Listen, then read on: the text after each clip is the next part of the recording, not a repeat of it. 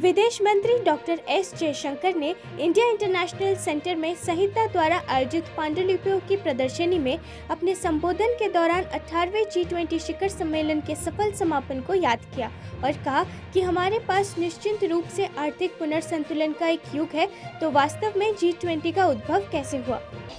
Certainly of economic rebalancing, which is actually how the G20 itself came about. We are in the midst of a political rebalancing, and when we speak about reform of the United Nations, etc., that's one aspect of political rebalancing. Today, we are seeing what I would call a return of history. The more today India goes out in the world, the more we connect with other countries, the cultural factor always comes out. I was myself a few months ago in Zanzibar for the inauguration of the first Indian Institute of Technology. The Kashmir files की भारी सफलता के बाद Vivek Agnihotri the vaccine war के साथ बड़े पर्दे पर वापसी करने के लिए तैयार है। वैक्सीन वॉर भारत की चिकित्सा बिरादरी की अथक और निस्वार्थ सेवा पर सिनेमाई प्रकाश डालता है और अंततः मदद करता है। राष्ट्रीय पुरस्कार विजेता विवेक अग्निहोत्री ने एएनआई से बात करते हुए फिल्म बनाने के मकसद के बारे में बात की, क्योंकि फिल्म मूल रूप से वैज्ञानिकों के इर्द गिर्द घूमती है जिन्होंने स्वदेशी BBV152 वैक्सीन विकसित करने में महत्वपूर्ण भूमिका निभाई। ICMR के पूर्व महानिर्देशक बलराम भार्गव एक बड़ा नाम थे जिन्होंने उस दौरान सुर्खियां बटोरी। दिग्गज स्टार कास्ट में नाना पाटेकर भी शामिल है। उनके अलावा अनुपम खेर, राइमा सेन और पल्लवी जोशी भी हैं। ये फिल्म देश भर के लाखों सिने प्रेमियों का दिल जीतने के लिए तैयार है। कोविड आया तो सारे विश्व की बहुत सारी रिसर्च एजेंसीज ने लिखा, एक आदमी झूठ भी लिखा था कि आधा भारत जो है वो तबाह हो जाएगा, करीब 40-50 करोड़ लोग जो है मर जाएंगे। उसके बाद मैंने देखा कि बहुत सारे अपने ही देश के लोग, बड़े बड़े राजनीतिक नेता, कई सारे टॉप मीडिया के लोग, कई इंटेलेक्चुअल लोग और कई सारे राइटर्स और हिस्टोरियंस टाइप के लोग जो थे, जिनकी बातें लोग सुनते हैं, उन्होंने भी यही बोला और ऐसी कोशिश की जा रही थी कि भारत में ज्यादा से ज्यादा लोग मर जाएं ताकि वो लीडरशिप के ऊपर उंगली उठा सकें और सत्ता परिवर्तन हो जाए भारत में, शायद इसी बहाने, क्योंकि इलेक्शन में तो लोग जीतते नहीं। वो मुझे बुरा लगा। मुझे लगा ऐसी क्राइसिस के वक्त में ऐसा नहीं करना चाहिए। और धीरे धीरे जब हमने रिसर्च करना चालू किया तो मुझे ये पता चला कि एक विधिवत तरीके से, जो हमने फिल्म में असली चीज भी दिखाई है, एकदम रियल है, एक टूल किट क्रिएट की गई और जिसमें कई लोगों को as a brand ambassador employ किया गया इंडिया में, जिसमें करोड़ों रुपए बांटे गए, जिसके थ्रू फॉरेन की जो वैक्सीन्स थी, मैं नाम नहीं लूंगा, आप सब जानते हैं उनको भारत में प्रमोट करके इंडिया की वैक्सीन ना बने, ये पूरा। केरला में निपा वायरस की वापसी पर बढ़ती चिंताओं के बीच राज्य सरकार ने कोझिकोड जिले में 2 लोगों की मौत की पुष्टि होने के बाद एक दिन बाद संक्रमण के प्रसार को रोकने के उपायों को मजबूत किया है। इस बीच आज कोझिकोड में निपा के एक और सकारात्मक मामले की पुष्टि के साथ संक्रमण के सक्रिय मामलों की कुल संख्या 3 हो गई है। स्वास्थ्य मंत्री वीना जॉर्ज ने एक प्रेस कॉन्फ्रेंस को संबोधित करते हुए कहा कि केरला सरकार ने राज्य में निपा वायरस के प्रकोप की निगरानी के लिए 19 समितियां बनाई हैं। उन्होंने कहा, हमने एक टेलीमेडिसिन सुविधा की व्यवस्था की है। उच्च जोखिम श्रेणी में आने वाले किसी भी व्यक्ति में कोई लक्षण नहीं है। Samples are tested Nipah positive, and yesterday morning onwards we have started contact tracing and categorizing the contacts. So we have now 706 people in the contact list, and out of these 706 people, Anantnag मुठभेड़ में जान गंवाने वाले जम्मू कश्मीर के DSP Humayun Muzammil Bhatt का अंतिम संस्कार 13 सितंबर को किया गया। 13 सितंबर को जम्मू कश्मीर के अनंतनाग जिले के कोकेरनाग इलाके में सुरक्षा बलों और आतंकवादियों के बीच मुठभेड़ के बाद सेना और जम्मू कश्मीर पुलिस के अधिकारी घायल हो गए थे। जम्मू कश्मीर के उपराज्यपाल मनोज सिन्हा और जम्मू कश्मीर के डीजीपी दिलबाग सिंह ने श्रीनगर में जम्मू कश्मीर डीएसपी को श्रद्धांजलि दी।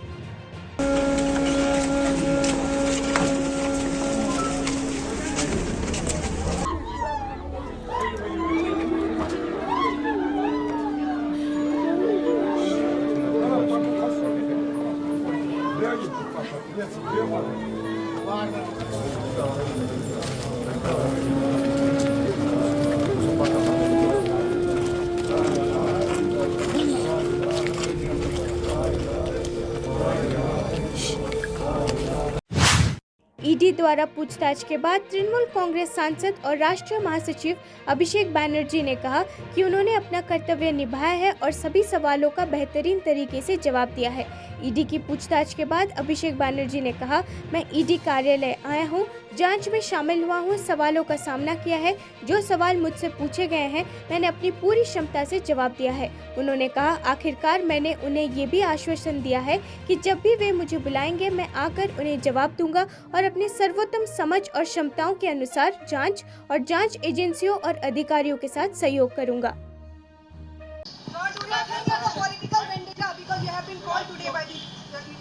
Otherwise, they would have called me tomorrow. I'm not going anywhere. See, I could have taken this excuse of going to Delhi and skip today's summon. But I am someone who is committed to the principles of accountability and transparency of politics.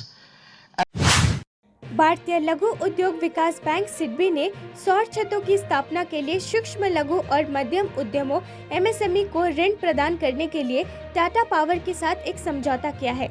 Mumbai में S global MSME finance forum 2023 के मौके पर NI से बात करते हुए सिडबी के उप प्रबंध निर्देशक सुदत मंडल ने कहा, हमने उनके साथ एक समझौता ज्ञापन में प्रवेश किया है जिसमें वे अपने एमएसएमई ग्राहक को रेफर करेंगे। हमारे लिए हम उन ग्राहकों का आकलन करेंगे और उन्हें उनकी सौर छत स्थापना के लिए ऋण प्रदान करेंगे। सुदत मंडल ने कहा कि सिडबी ने अपने बैंक में एक मिशन सोलर स्थापित किया है जहां वे सौर छतों के लिए 2000 एमएसएमई को वित्त पोषण प्रदान करने की योजना बना रहे थे। इसके अलावा मंडल ने यह भी कहा कि सिडबी एक उत्पाद पर काम कर रहा है जिसमें वो इन उद्यम पंजीकृत अनौपचारिक उद्यमों को ऋण प्रदान करेगा। उद्यम प्रमाण पत्र एक उद्यमी के रूप में पहचान दिलाता है। With the Tata also about solar adaptation, what is that? Please explain. Yeah, so this is about jointly financing the solar rooftop installations by the micro and small enterprises. So Tata Power being one of the suppliers of the solar modules, right? We have entered into an MOU with them wherein they will be referring their SME customers to us, and we will be assessing.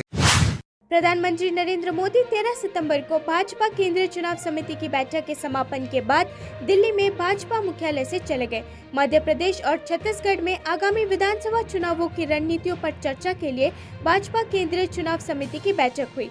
बैठक में गृह मंत्री Amit Shah, party प्रमुख JP Nadda, रक्षा मंत्री राजनाथ सिंह और केंद्रीय चुनाव समिति के अन्य सदस्य शामिल हुए।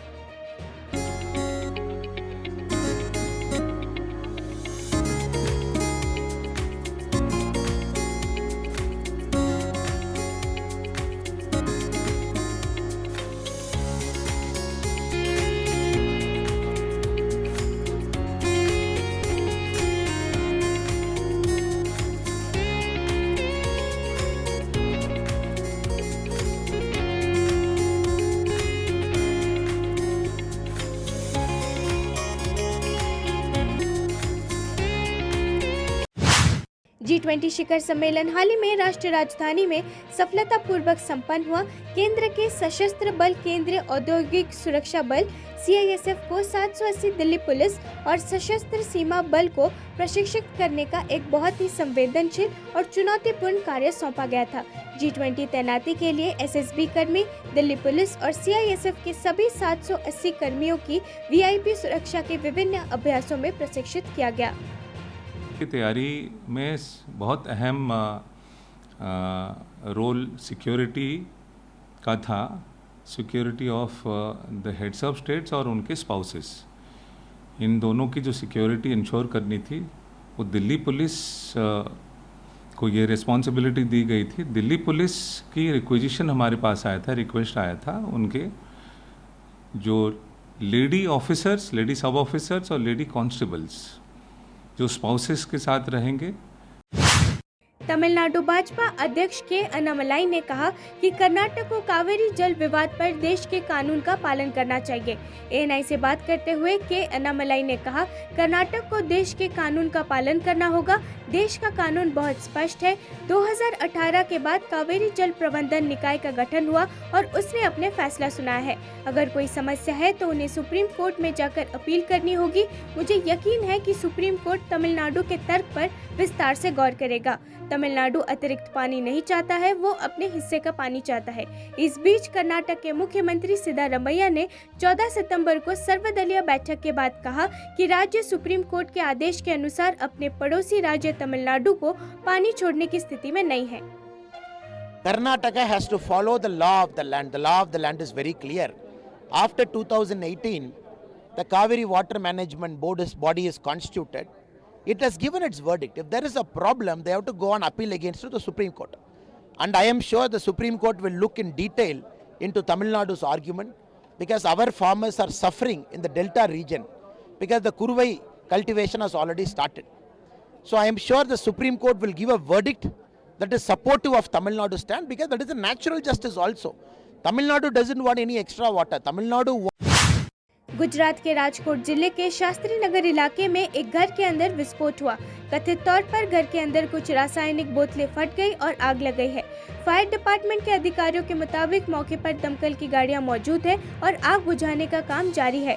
घटना का समय अभी पता नहीं चल पाया है। घटना पर विस्तृत जानकारी की प्रतीक्षा है।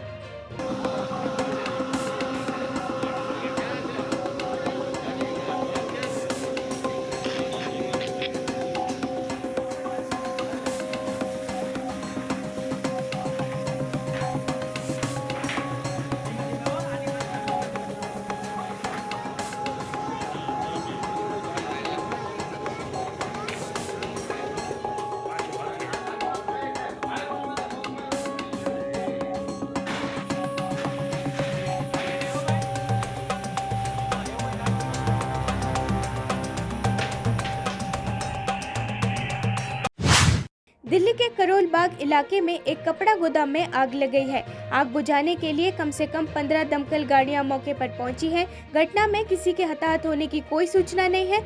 अधिक जानकारी की प्रतीक्षा है।